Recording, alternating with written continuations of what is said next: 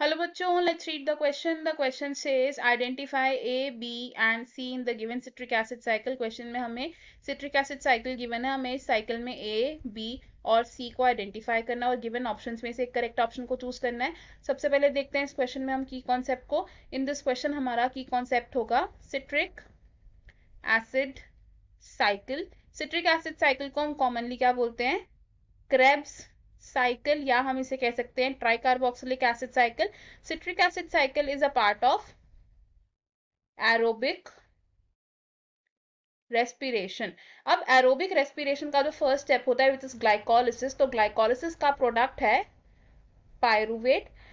अब pyruvate undergo करता है लिंक रिएक्शन के एंड यहां से क्या बनता है? एक एसिटाइल कोएंजाइम में. अब ये जो एसिटाइल कोएंजाइम में है ये फर्दर पार्टिसिपेट करता है in the Krebs cycle.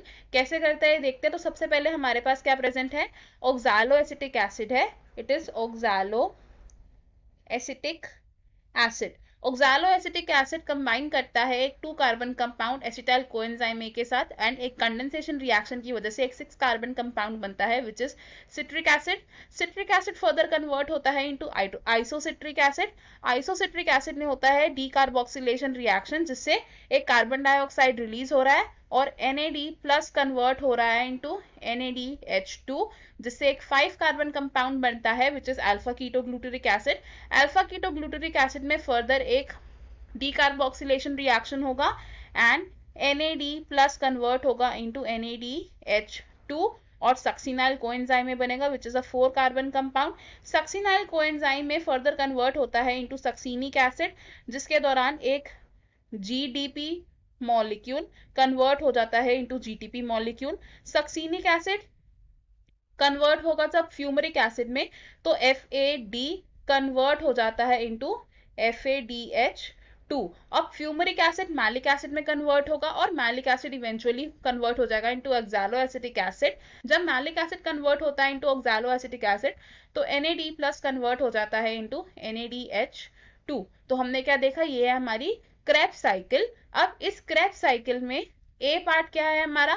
NADH2, B is FADH2 and C is GTP. तो हमारे पास अब जो ऑप्शंस प्रेजेंट है इन ऑप्शंस में से हम क्या लिख सकते हैं? हमारे मैचेस क्या है? A इज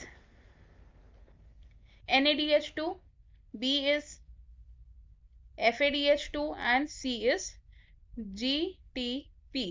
तो फ्रॉम द गिवन ऑप्शंस हमारा जो correct answer it is option C. Option A यहाँ पर हमारा रॉन्ग हो जाएगा because malic acid to oxalic acid की कन्वर्जन में GTP की प्रोडक्शन नहीं होती है. Succinic acid to fumaric acid की कन्वर्जन में NADH2 प्रोड्यूस नहीं हो रहा और succinyl A to succinic acid में FADH2 प्रोड्यूस नहीं हो रहा. ऑप्शन बी भी यहाँ पर हमारा रॉन्ग हो जाएगा बिकॉज मैलिक एसिड जब ऑक्सालोएसिटिक एसिड में कन्वर्ट होता है तो FADH2 प्रोड्यूस नहीं होता है. सक्सिनिक एसिड जब फ्यूमरिक एसिड में कन्वर्ट होता है तो NADH2 प्रोड्यूस नहीं होता है. एंड ऑप्शन डी भी यहाँ पर हमारा रॉन्ग होगा बिकॉज मैलिक एसिड जब ऑक्सालोएसिटिक एसिड में कन्वर्ट होगा तो एक डीकार्बोक्सिलेशन रिएक्शन ही होगा तो कार्बन डाइऑक्साइड का रिलीज नहीं होगा. Succinic acid to fumaric acid की कन्वर्जन में NADH2 रिलीज नहीं होता एंड ADP का प्रोडक्शन नहीं होता है. क्रेब साइकिल में GTP का प्रोडक्शन होता है which is equivalent to ATP. तो हमारा इस क्वेश्चन में करेक्ट आंसर है option C. I hope you have understood it. All the best. Thank you.